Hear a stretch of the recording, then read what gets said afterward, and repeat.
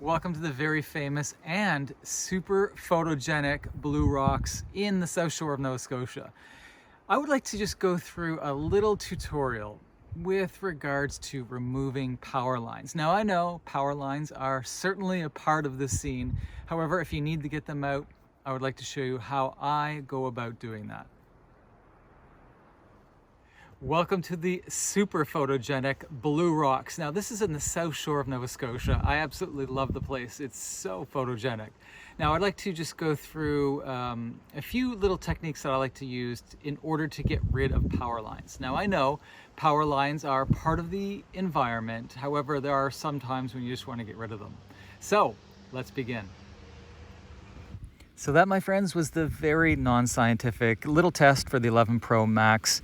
And I just wanted to do this to see what I should be doing when I'm traveling and I don't have my professional audio gear. So let me know which one you preferred in the comments section below. Thanks, have a great day.